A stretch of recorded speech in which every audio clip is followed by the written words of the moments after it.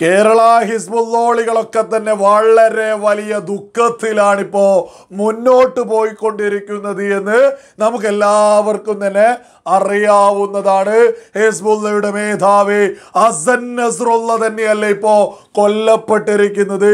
ഇനിയെങ്കിലും ഇതുമായി ബന്ധപ്പെട്ടുള്ള യുദ്ധങ്ങളൊക്കെ ഇനി കുറച്ച് സമയത്തേക്കെങ്കിലും ഉണ്ടാവില്ല എന്നൊക്കെ കരുതുന്ന സകല ഹിസ്ബുള്ളോളികളും തിരിച്ചറിഞ്ഞോളൂ. ഇസ്രായേൽ ലേറ്റസ്റ്റ് ആയിട്ട് വളരെ വലിയ ആക്രമണങ്ങൾ തന്നെയാണ് ഇപ്പോഴും ഹിസ്ബുള്ളക്ക് നേരെ നടത്തിക്കൊണ്ടിരിക്കുന്നത്. ലോക സമാധാനത്തിന് വേണ്ടി ഇസ്രായേൽ ശക്തമായിട്ടുള്ള പോരാട്ടത്തിൽ തന്നെയാണ് ഇപ്പോഴും. ഹിസ്ബുള്ളയുടെ മേധാവി ഹസൻ നസ്രുള്ള കൊല്ലപ്പെട്ടു.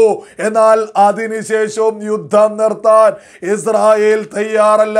ഇസ്രായേൽ കൃത്യമായി ഉയർത്തിപ്പിടിക്കുന്നുണ്ട്, യുദ്ധത്തിൽ ഹിസ്ബുള്ള കീഴടങ്ങുക അല്ലെങ്കിൽ യുദ്ധം എന്നു തന്നെയാ ഇസ്രായേൽ ഉയർത്തിപ്പിടിക്കുന്നത്.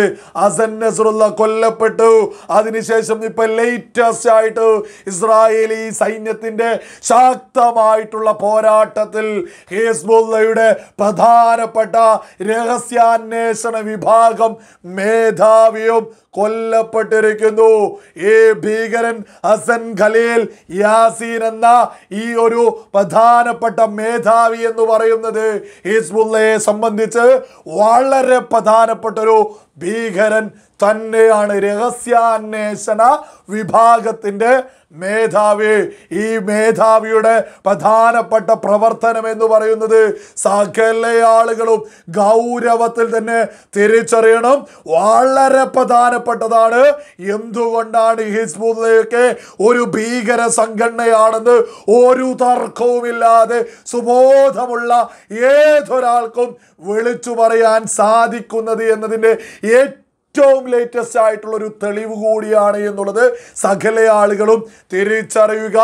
ഈ രഹസ്യാന്വേഷണ വിഭാഗത്തിന്റെ മേധാവിയുടെ പ്രവർത്തനം എന്ന് പറയുന്നത് ഇസ്രായേലിലെ സാധാരണക്കാരായിട്ടുള്ള ആളുകളുള്ള സ്ഥലങ്ങൾ, കൂടുതൽ ആളുകളുള്ള സ്ഥലങ്ങൾ കണ്ടെത്തുക, എന്നിട്ട് താരതമ്യേന സുരക്ഷ കുറവുള്ള, അതായത് ഇസ്രായേലി ജനതക്ക് ഇസ്രായേലി സൈന്യത്തിന്റെ സുരക്ഷ കുറവുള്ള സിവിലിയൻ പ്രദേശങ്ങൾ കണ്ടെത്തുക, എന്നിട്ട് ആ പ്രദേശങ്ങളുടെ കൃത്യമായിട്ടുള്ള വിവരങ്ങൾ ഹിസ്ബുള്ളയുടെ പ്രധാനപ്പെട്ട മേധാവികളുമായിട്ട് ചർച്ച ചെയ്യുക. അതായത് റോക്കറ്റ് മിസൈൽ മേധാവികളുമായിട്ട് ഈ പറയുന്ന രഹസ്യാന്വേഷണ വിഭാഗത്തിന്റെ മേധാവിക്ക് അടുത്ത ബന്ധമാണ്. ഡ്രോൺ വിഭാഗം മേധാവിയുമായിട്ട് അടുത്ത ബന്ധമാണ്. അതായത് ഹിസ്ബുള്ളയുമായി ബന്ധപ്പെട്ട സകല സംവിധാനങ്ങൾക്കും ഈ ഒരു വിവരം കൃത്യമായിട്ട് എത്തിക്കുക എന്നുള്ളതാണ് ഈ രഹസ്യാന്വേഷണ വിഭാഗത്തിന്റെ മേധാവിയുടെ പ്രധാനപ്പെട്ട പ്രവർത്തനം. സാധാരണക്കാരായിട്ടുള്ള ആളുകൾക്ക് എവിടെയാണ് താരതമ്യേന സുരക്ഷ കുറവുള്ളത് അത് കണ്ടെത്തി പറഞ്ഞു കൊടുക്കുക, എന്നിട്ട് ഹിസ്ബുള്ള അവർക്ക് നേരെ ആക്രമണം നടത്താനുള്ള സകല വിവരങ്ങളും കൊടുക്കുന്ന പ്രധാനപ്പെട്ട രഹസ്യാന്വേഷണ വിഭാഗത്തിന്റെ മേധാവിയാണ് ഇപ്പോൾ ലേറ്റസ്റ്റ് ആയിട്ട് ഇസ്രായേലി സൈന്യം കൊലപ്പെടുത്തിയിട്ടുള്ളത്.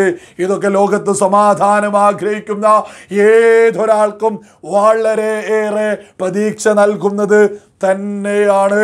ഈ ഒരു വിഷയത്തിൽ പ്രധാനപ്പെട്ട ഒരു ലളിതമായിട്ട് സകല ആളുകളും ചിന്തിക്കേണ്ട പ്രധാനപ്പെട്ട ഒരു വിഷയമുണ്ട്.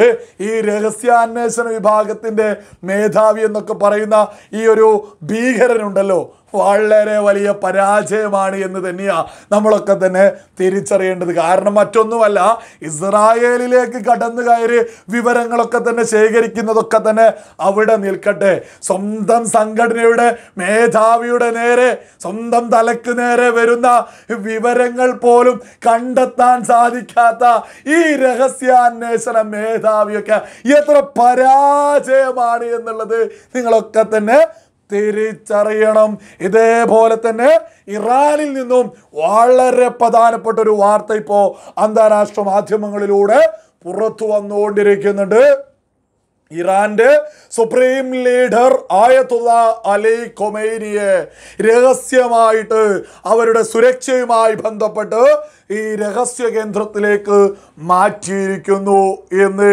ഇസ്രായേലി സൈന്യം ഹസൻ നസ്രുള്ളയെ കൊലപ്പെടുത്തി എന്ന വാർത്തകൾക്ക് പിന്നാലെ ഇറാനിൽ നിന്ന് വന്ന വളരെ പ്രധാനപ്പെട്ട വാർത്തയാണ് ആയത്തുള്ള അലി ഖൊമൈനിയെ രഹസ്യ കേന്ദ്രത്തിലേക്ക് സുരക്ഷയുടെ ഭാഗമായിട്ട്, ചുരുക്കി പറഞ്ഞാൽ പേടിച്ചിട്ട് മാറ്റിയിരിക്കുന്നത്.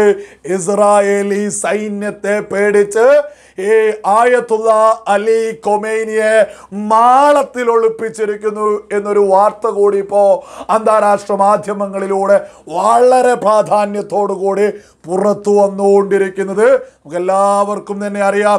സകല ഭീകരവാദ സംഘടനകളെയും ഒരു അച്ചുതണ്ട് പോലെ, ഇറാന്റെ അച്ചുതണ്ട് എന്നാണല്ലോ ഈ ഹിസ്ബുല്ല, ഹമാസ്, ഹൂത്തി ഇതുപോലെയുള്ള സകല ഭീകര സംഘടനകളെയും നമ്മളൊക്കെ തന്നെ നിരന്തരം ചർച്ച ചെയ്യാറുള്ളത്. ഇനിയിപ്പോ ആയത്തുള്ള അലി ഖൊമൈനിയുടെ പിന്നാലെ സൈന്യം, ഇസ്രായേലി സൈന്യം എത്തുമോ എന്ന വളരെ വ്യക്തമായ ഭയത്തിൽ ഈ ഇറാന്റെ സുപ്രീം പവറായിട്ടുള്ള സുപ്രീം ലീഡർ ആയത്തുള്ള അലി ഖൊമൈനിയെ മാളത്തിൽ ഒളിപ്പിച്ചിരിക്കുന്നു എന്നൊരു വാർത്ത ഇപ്പോൾ പുറത്തു വന്നുകൊണ്ടിരിക്കുന്നുണ്ട്. നമുക്കൊക്കെ തന്നെ അറിയാം, ഇസ്മായിൽ ഖനിയ കൊല്ലപ്പെട്ട സമയത്തൊരു കൊടി ഉയർത്തലൊക്കെ ഇറാൻ നടത്തിയിട്ടുണ്ടെങ്കിൽ ഇപ്പോൾ ലേറ്റസ്റ്റ് ആയിട്ടുള്ള വാർത്തകളിൽ കേൾക്കുന്നത് ഹസൻ നസ്രുള്ള, അത് ഹമാസ് എത്രത്തോളം പ്രാധാന്യമുള്ളതാണോ ഇറാന്, അതിനേക്കാൾ പ്രാധാന്യമുള്ളതാണ് ഈ ഹിസ്ബുള്ള എന്ന് പറയുന്നത്. ഈ ഹിസ്ബുള്ളയുടെ പ്രധാനപ്പെട്ട മേധാവി കൊല്ലപ്പെട്ട സമയത്ത് ഞാൻ ഒരുപാട് നോക്കി, എന്തെങ്കിലും ഒരു തുണിക്കഷ്ണം എടുത്ത് ഇറാൻ പൊക്കി പിടിക്കുമോ എന്ന്. ഇസ്മായിൽ ഖാനിയ കൊല്ലപ്പെട്ട സമയത്ത് കൊടി പൊക്കിയതാണെങ്കിൽ ഈ ഹിസ്ബുള്ളയുടെ മേധാവി കൊല്ലപ്പെട്ട സമയത്ത് ഇറാൻ ചെയ്തിട്ടുള്ളത് ഇറാന്റെ സുപ്രീം ലീഡറായിട്ടുള്ള ആയത്തുള്ള അലി ഖൊമൈനിയുടെ തടി രക്ഷിക്കാൻ ശ്രമിക്കുന്നതാണ് നമ്മളിപ്പോ കേട്ടോണ്ടിരിക്കുന്നത്. ഇസ്രായേൽ സൈന്യം പോരാടുന്നത് ലോക സമാധാനത്തിന് വേണ്ടിയാണ്. എന്നാൽ ഇറാനുമായി ബന്ധപ്പെട്ട അച്ചുതണ്ടും നിരന്തരം ഭീകരവാദ പ്രവർത്തനം നടത്തുന്നത് ലോകത്ത് അശാന്തി പടർത്താനാണ് എന്നുള്ളതിൽ ഒരു തർക്കവും ആർക്കും തന്നെ വേണ്ട. ആയത്തുള്ള അലി ഖൊമൈനിയൊക്കെ പേടിച്ച് മാളത്തിലേക്ക് ഒളിക്കാൻ പോയിട്ടുണ്ടെങ്കിൽ ലോകത്ത് സമാധാനം ആഗ്രഹിക്കുന്ന സകല ആളുകളും വളരെ പ്രതീക്ഷയോടുകൂടി തന്നെയാ വാർത്ത കേൾക്കേണ്ടത്.